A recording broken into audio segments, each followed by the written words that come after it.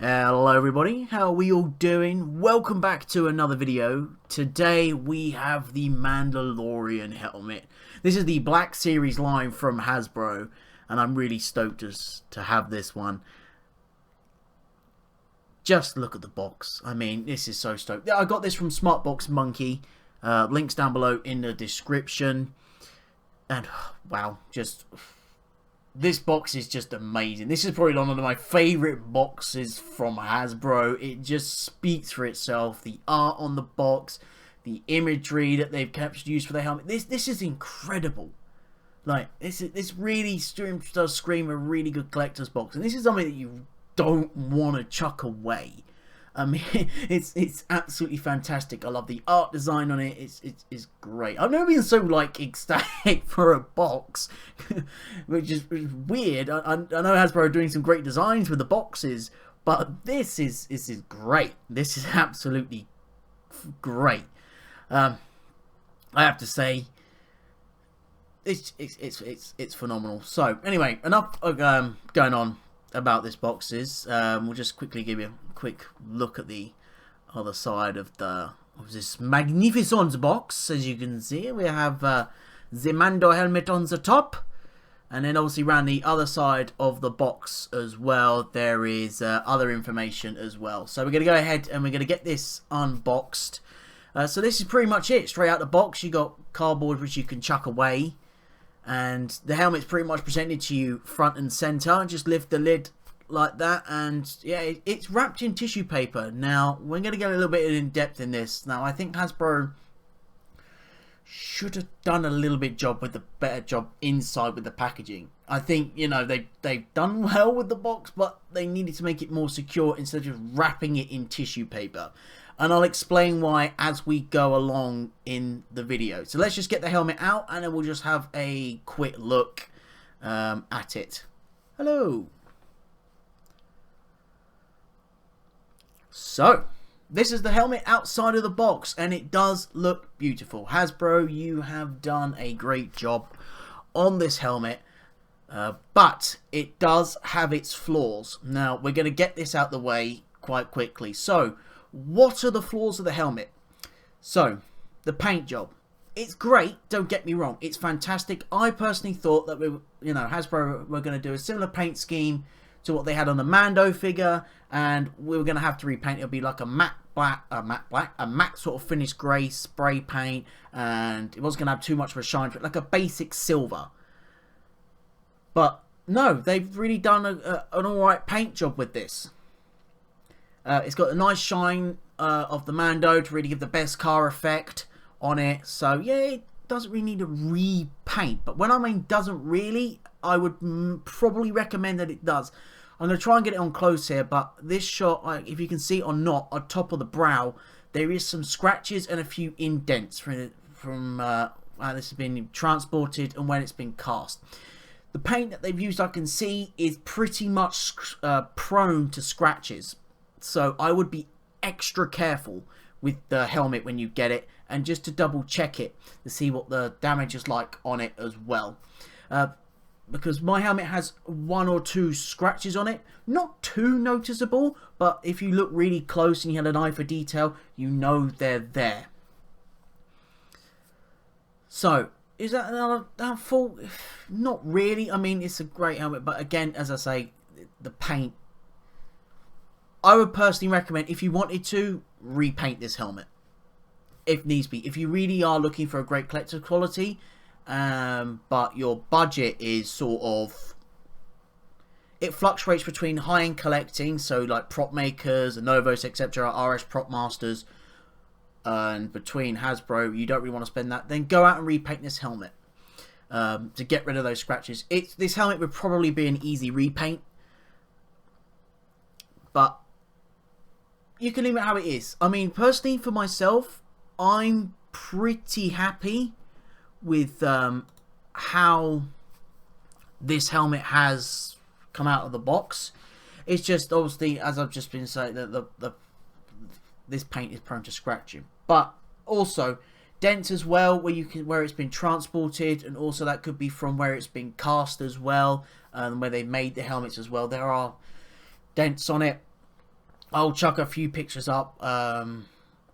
That's if they'll show up in the pictures or not. So you'll see this in the video or whatever. But yeah, my helmet has a few dents on it as well. Which is, it doesn't bother me personally, because to me, I sort of see that as battle damage. And it's not major. I mean, I've collected, you know, props and all sorts. And I've even got Stormtrooper helmets from Novos. And, you know, they've turned up and they've had, like, sort of, like, indents marks and stuff. And I've seen other people buy high-end stuff and they've had, like, indents on there, and that's either due to transportation or the way the helmet's been made, and that's been done properly. But saying all this, I have to say, because this is Hasbro, this is a high manufactured item, you are going to get this, because this will be the cheapest helmet on the market. As I've just said, this is going towards, now please don't take offense to this, because I know some of you may or may not, so please don't take offense to this. This is to the people that can't afford the high-end Star Wars props, like the high-end Mandlorian helmets, etc. They stick to a budget and they'll just go with that. Now, all due respect, you can get whatever helmet you want. I'm not gonna sway your way. If that's your budget, that's your thing. Just, you know, to me, that's great that you guys are gonna get the helmet. It makes it look really credible, and then it might just give you the bug to build and save up and get that more expensive helmet, which again here I would personally recommend, due to the this item being highly manufactured, and you'll notice that in the build quality. It's a plastic sort of build quality, ABS, sort of like a more like sturdy, hardened build quality. So it will be durable in parts. I wouldn't recommend running around the house with it, especially if you give it to your kids. I would be careful, because obviously the paint easily will be scratchable, and also this helmet could probably be easily beaten up. The torch itself as well is like a plastic cast. It's not metal. It's basically like a 99p shot torch. It's all plastic. The LED isn't too bright. It's just a standard. As I said, this is a highly manufactured item from Hasbro, so it will be cheaply made. Again, Hasbro, don't take offense to that, but it'll be like cheaply made in, you know, in parts. So if you're looking for the best of the best, I'd probably hold out. But again, to me, this helmet is, you know, it is a great item to the collection. But again, I think this falls into the category of to the people that are on a budget. And I would say, you know, for kids and stuff. But then again, as I've just said, because of the scratches of the paint and you know, this helmet does feel like it can be easily damaged, I would probably recommend maybe not. If you know your way around props and stuff, and you know to repaint, look after it, go for it. Or just tell your little ones, tell your kids, just to be careful with it, because this will break. And I guarantee you this Mandalorian helmet will be like the Rogue One Stormtrooper helmet that Hasbro did, and it will be hard to come by, and it will go up in price. So if you are getting it for your little ones, just be careful that they don't run around and break it. Just stick to the mask. If Rubies, I don't know if they have or not, come out with a Mandalorian helmet, stick with one of them, because you know this is you don't want to damage it. So yeah, that's pretty much my little nitpicks with it. That's the major nitpicks I have with it. So we'll go on the good points of this helmet. Personally, I really do like it though. I like it. I do still want to sort of go out there and buy the higher end collector's helmet, and then my plan, and if I do, my plan with this helmet would be I would weather it, because this helmet's a great foundation for you to repaint it or weather it, etc. So that's another recommendation. It doesn't always hurt to have two helmets. If you can get different versions and variations of Stormtroopers and clone helmets, why not do a rusty beaten up Mando and then a clean helmet Mando? But that's something I'm not too desperate in getting, because again, as I said, I'm pretty happy with this. This helmet will be on my wall. I'll have it on a helmet hook, and it'll be a pride of place on a display. I'm not going to go around cosplaying with this item. That's more stormtroopers for me and scout troopers, etc. This item will just be pride of place on my shelf. That will be that. And if I do make that choice to get a higher end one, that will be later on. But at the moment, I'm pretty happy with this. The scanning of this helmet is great. It's really good. It's pretty spot on for me. Obviously, as I said, it's a highly manufactured item by Hasbro, so inaccuracies and cutting corners will be there just a little bit. Some of you guys that really are picking apart the Mando suits, the cosplayers, you will notice the inaccuracies and stuff. So you can leave them in the comments below. I mean, personally, I know more about the Stormtrooper helmet, so I can't really say and pick apart the Mando helmet so much. But yeah, for me, it's scanned just right. It's great. It's Harlem material. It is a great display piece. I think this is something that if Hasbro just said recommend display piece, it is. Just want to also add as well, on the torch, if you get it and it doesn't work when you put your battery straight in, just to let you know, when you put the battery in, make sure you close all the compartments. You rescrew the top of the lid back on to the battery compartment, and then put the plastics outer shell on top of the battery compartment. Then the torch will light up. It's just a safety mechanism on the helmet as well. It does also come with a clip as well that you can be interchangeable. I'm gonna leave the torch on it because yeah, all in all, I'm pretty happy with this helmet. Yeah, it does have its imperfections and stuff. I know it's a highly manufactured helmet, as I said, but yeah, it's really good. I think it's a really great scan job. It was a little bit tricky for me to put my head into it because well, it's built with people with smaller heads. I wouldn't say I don't have such a larger head. Pretty average in my book, but I've also seen other people, like fully grown adults especially, that have had issues with putting this helmet on. So the solution to that is take the head strap out. I took mine out and I can now wear it, and then you can pretty much put padding in there. Speaking about the inside of the helmet, it's greatly detailed, similar to what they've done on the Boba Fett helmets. The rubber bits inside where the makeshift padding is, they're rubber, they're squidgy, they're not hard and plastic. So that's a little bit padding in there, but I recommend getting some foam and just sticking that in there, putting that round to where you're comfortable on your head. But yeah, it's comfortable to wear. It's great to see out of. I mean, it's not too dark. If you're in the light and you're facing towards the light though, the wearer will be visible in the helmet.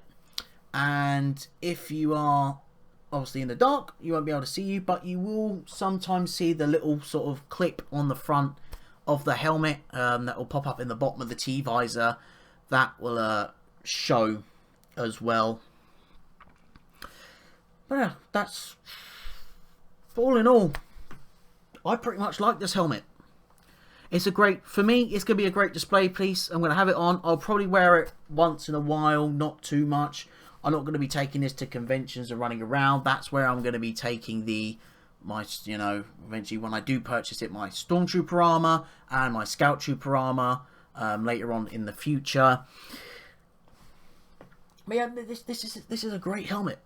This is absolutely fantastic. It's a great display piece. For cosplay, as I say, just be careful with it. Just be careful. I wouldn't know the 100% accuracy of this helmet. Again, I would go on recommended like Facebook groups and other prop making sites, RPF, etc. to see what you have to do to make this more accurate, or if it isn't, to know the details, etc. But as a display piece, I fully recommend it. I'll say, yeah, if you're on a budget, or even if you're not on a budget, this will go as a really great display piece. Just have it on a helmet hook in your display case. It's perfectly fine. If you're not so crazy about like, oh, those, you really look up close, there's a scratch there or whatnot, and you can't overlook it like me as battle damage,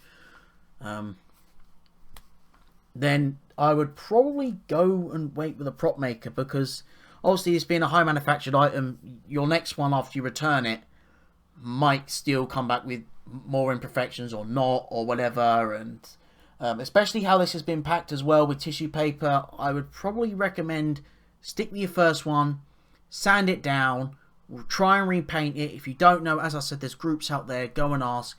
Learn. This is a great helmet to go and learn how to, you know, do some prop making and repainting, etc. Besides, it's the cheaper one. You're not repainting the £800 one, so don't worry. Yeah, this is a great display piece. That's all I recommend this for. It's a great display piece.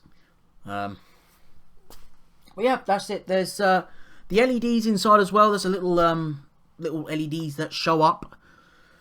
You just press the little button there, and it shows red LEDs. For me, I don't see the point in it. It's pretty pointless. I think it's a bit stupid. There's no voice changer system on there, which makes this helmet seem less cheap, which is great, because I think adding a voice changer to this helmet would probably make it a little more, you know, cheaper and stuff like that. So I'm glad Hasbro sort of left that out on that market. So before we finish, where does this helmet rank amongst one of the bests? As I say, I recommend it. It's a display piece. This probably tops with what Hasbro have done alongside this tops with, I gotta say, with the Rogue One helmet, the Stormtrooper helmet. I've got that as well. Hasbro done a really great job on it. Yes, I know it has a little bit of inaccuracies on it, but it's a great helmet. It's the Rogue One style, and it's probably one of the best that Hasbro have done. And this Mandalorian helmet can sit side by side on the top of the shelf with that helmet. So the Rogue One and the Mandalorian helmet. Then I'll probably put the Boba Fett helmet underneath that, and then obviously the Rebel pilot helmets will go there, and then obviously underneath that you'll have the you know, the sequel trilogy items under there as well. No offense to them, but I would bring them in dead last. But yeah, so that's it, guys. That is my opinions. That is my review of this Mandalorian helmet. I more or less go in depth with it and talk you through it. Is it worth it? Is it not? Yeah, it pretty much is. I'm happy with it. I'm personally happy with it. I love it. It's going to be a great display piece. If I may not get another one in the future is another ball game. But this video's gone off long enough. It's been great talking to you guys, discussing about, you know, props and stuff like that. It's always great. You come here and you're going to get a proper talking to, proper, like, you know, in depth, from a Star Wars fan to Star Wars fans, you know, to collectors. You know, is this really worth it? And I really want this video to help you guys know, is this really worth it? Instead of seeing, you know, those common core reviews going, oh, this is great detail, blah, blah, blah, blah, blah, blah, blah. You know, the common ones. I want to do a review which will help you guys nail down, do I want to get this and add it to my collection. So hopefully that's helped you.